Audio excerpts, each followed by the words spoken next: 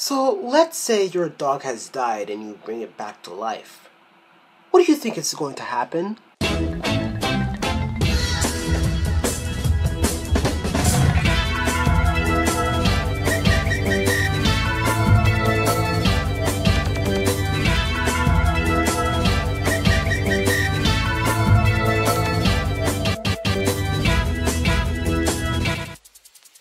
The Lazarus Effect is a movie starring Mark Duplass, Olivia Wilde, and this movie is basically about a group of scientists who gets this job of bringing animals to life. Then suddenly, Olivia Wilde gets killed and they bring her back to life. They think everything is going to be okay, but guess what? It's not. And now a whole bunch of crazy shit happens. Now before I saw this movie, I saw the running time, and it's 1 hour and 23 minutes. Wow, that's really short.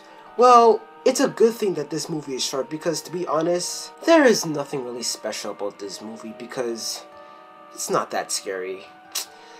Oh no, not again. However, this movie is not the worst thing I have ever seen this year. This movie is not worse than The Woman in Black 2, but it doesn't mean it's good. But I'm going to talk about the good things first, and while I was watching this film, I could tell that the director was actually trying because, to be honest, there are some cool elements in this movie, and it's well shot, and there were a few times where the visuals were actually creepy, but not that scary. It's not like I'm going to go to bed and have this movie creeping into me and make me feel paranoid whenever I'm in the dark. Because this movie is about bringing the dead to life, there are themes about science, religion. What is it like after you're dead? Is it possession? Or is this just a science experiment gone wrong? And it's pretty cool. And it's like a sci-fi film that just turns itself into a horror movie. And basically, you are watching Limitless, the horror version, because the power she has.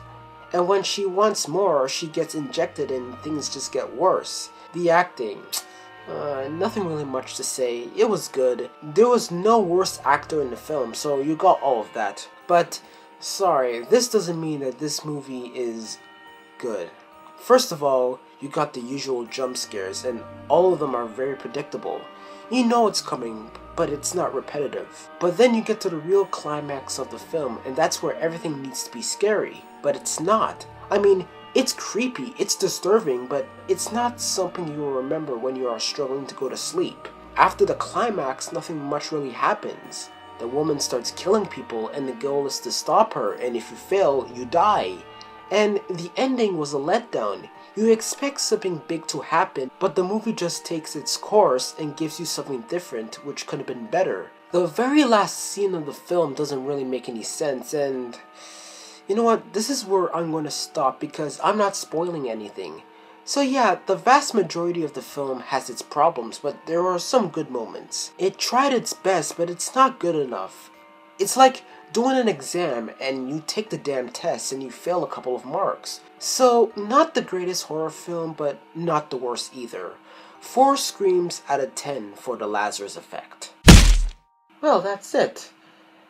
That is a movie that was released in February, and it's now March, and February is now over. And now it's time to talk about the best and worst films that came out that month. Kingsman: The Secret Service is definitely the best film I have seen in February. I mean, this film knows what it wants to be. It has Kick-Ass and a James Bond film put into one blender and you're all set. And it works! The action is awesome, the humor is there, the characters did fantastic, especially with Colin Firth being a badass, and Samuel Jackson talking a whole bunch of funny shit throughout the film. I hope there will be sequels for this movie, and I'm just glad. And if you saw this movie instead of 50 Shades of Grey, you did a wonderful job. Oh, and speaking of 50 Shades of Grey, this movie is one of the worst I've seen in February. Actually, I got 2 movies. 50 Shades of Grey and Hot Tub Time Machine 2.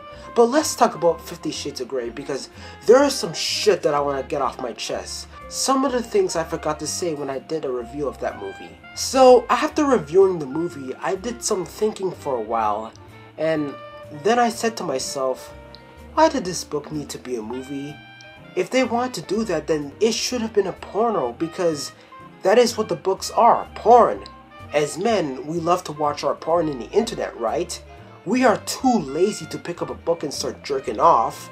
I mean, what happens if you watch a porno, then some random person decides to take that video and turn it into a book? You wouldn't want to read that shit. Here's the thing, women read books, men don't. That's all I'm saying. And the sex scenes are not even that extreme. You want extreme? Check out several hours of Nymphomaniac. Now that is extreme. Overall, the movie is not great. The chemistry between Grey and Steele is awkward and wooden. The story is tame.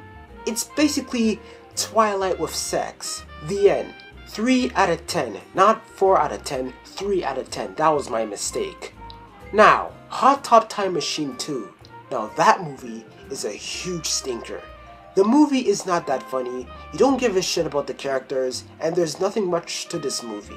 This could have been one of those movies that is so bad, but has a memorable funny moment that you'll look on YouTube when somebody uploads a clip.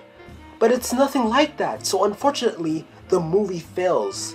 And like I said in that review, I didn't want to pan the film. I wanted to give it at least a 2 out of 10 or something, but unfortunately I couldn't get it that high, so the film failed for me, and that's how it is. So there it is. February. We got some better films compared to January. January we had some films that were considered shitty and mediocre, but February is a month that things were getting better. Some problems, but we had films that were better than January. We are just months away until we get to a whole bunch of exciting films to watch, such as Age of Ultron, Star Wars. But before that, let's see what March has to offer. So we're getting there. So that is my take of The Lazarus Effect and my best and worst of February. Thank you for watching. More reviews on the way.